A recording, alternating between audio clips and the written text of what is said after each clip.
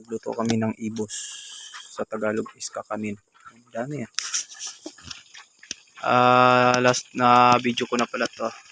Kasi uwi na kami ng Maynila. So, yan pa pala yung ibang nilok. Para yung isa. Tsaka ito yung dadalhin namin. Yeah. Ito yan pala yung bahay na ginawa namin na kusina ni Mamang. Kusina ni Mother. Ito naman. Titikman pala ito namin kung luto na. Pag luto na daw to, di na daw siya hilaw.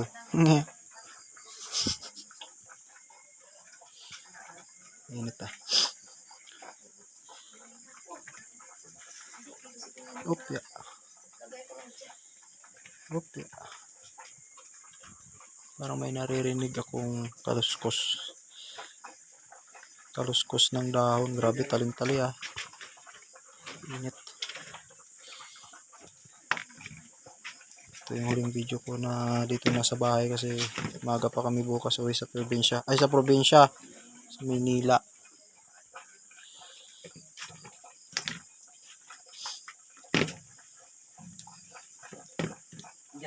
Mukhang masarap siya. Ay. Grabe na itong gawa nila. Kalat-kalat ah.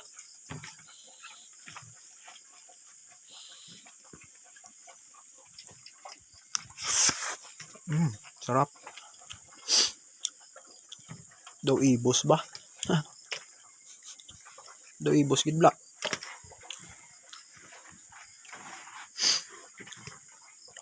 Ayan pala oh. Malagkit yan. Tapos may gata.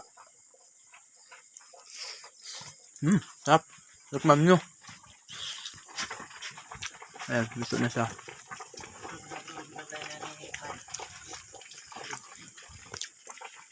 Dami niyan. 6 na kilo ata yung kaninang malagkit.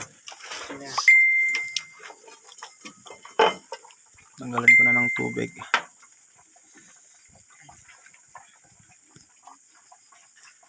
Two minutes. Video mo nga ako. Video mo lang ako ha. Din itong sarapin naman. Sige.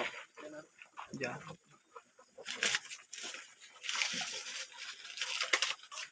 Init na look. Dito nang tumuba. Wait lang, kukuha ko.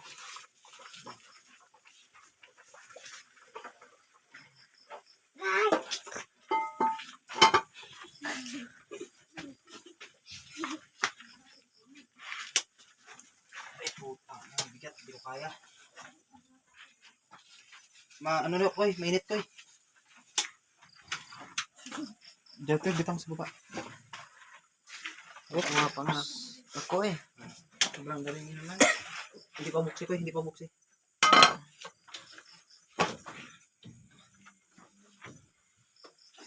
Tingnan mo. Wala ka, mainit. Bigat koy. Bigat koy.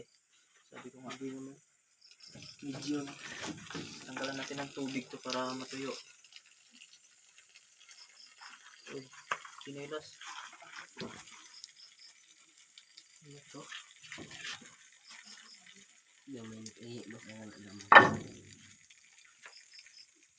Ito pala eh, hindi namin binibenta. Nakain lang. Baon to namin yung iba. Kasi wala kami pambili. Mahirap. Tapos pag hindi namin kayang kainin sa barko, bibenta namin.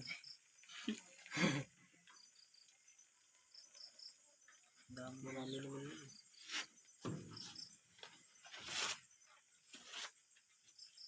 Kita-kits na lang tayo sa susunod na henerasyon.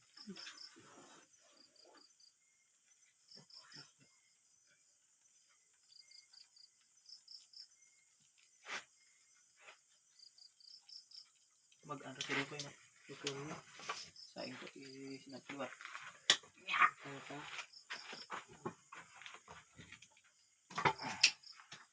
Para matuyo. Iwasan na po kasi malakas. Alam mo ba kung bakit malakas? Kasi hindi mahina. Ayan guys, thank you.